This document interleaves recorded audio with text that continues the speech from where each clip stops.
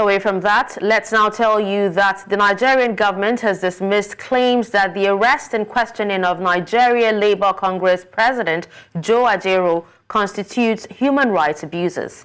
Presidential spokesman Bayo Ononuga stated that the accusations from the Trades Union Congress UK are unfounded and misinterpret the situation. He emphasized that President Bola Tinubu, a pro-democracy activist, remains committed to protecting civil liberties. Ononuga urged the public to allow security agencies to conduct their work without interference, noting that Ajaero's invitation by the Department of State Services is unrelated to his role at the NLC.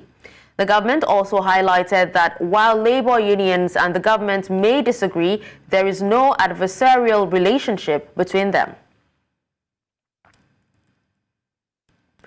To discuss this, we're joined by a legal practitioner and public affairs analyst, Towo Oseruoja.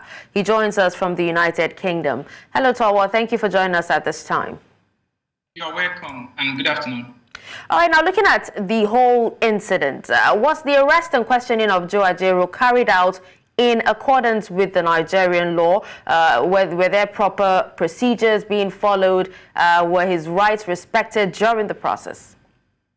Well, when you talk about if it is followed with proper procedure, we need to be fair to both parties, because there was no video clip that shows that it was manhandled. But let me first of all state the procedures that need to be followed when an arrest or an alleged crime has been committed. If you look at Section 3 of the Administration of Criminal Justice Act 2015, which governs the gateway of the criminal justice system, it said when somebody is suspected to have committed an offense or alleged to have committed an offense, the first point of call is an arrest.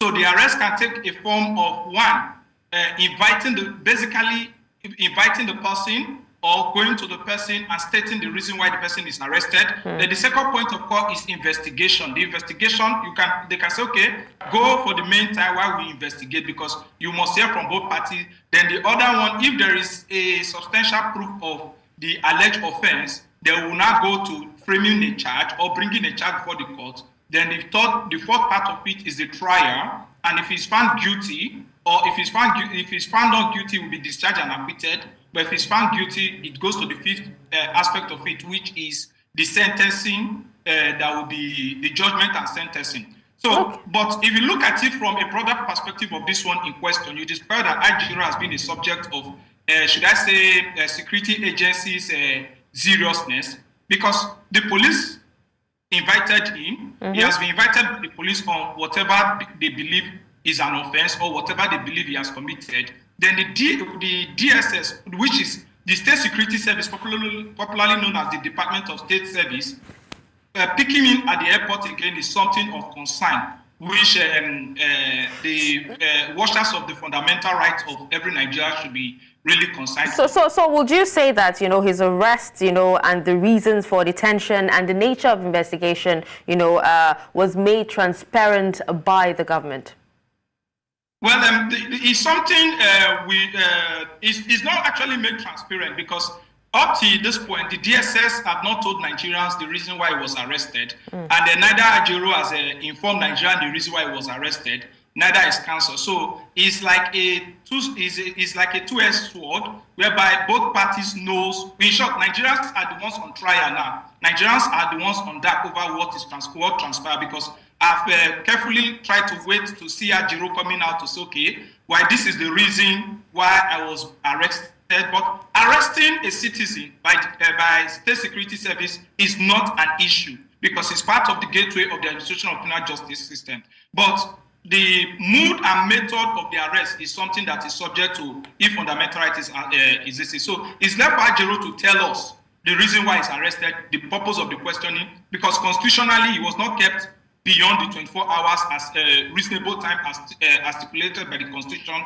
Then DSS will also in any way, because I don't think if DSS want to classify this as a secret process or official secret, it cannot classify it as official secret with the advent of the Freedom of Information Act of 2011. Okay. So we need that clarification from both parties. So, Tawa, but how would you describe the relationship between the Nigerian government and the labor union movement? Would you say that there are some underlying tensions or disagreements that may have contributed to the recent incident?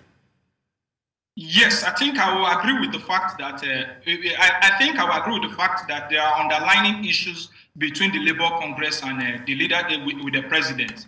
And this is the time the president needs to come out straight to tell Nigerians, because for the police, we excuse the hand of the president. But if you look at the attitude of the state security services, which is popularly known as DSS, if you look at the law establishing them, they are, and I think if you look at section 2, section 2, subsection 3, paragraph, subsection 4 gives the president the power, subsection 3, paragraph C of that particular law that established the state security service is within the ambit of the president to determine their characters and their attitude to dissenting voice in the society. So you could see that the Labour Congress expressed concern over the rumored hike of the petroleum product.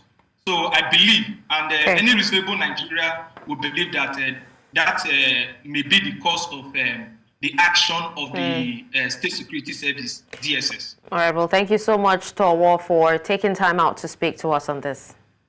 You are welcome.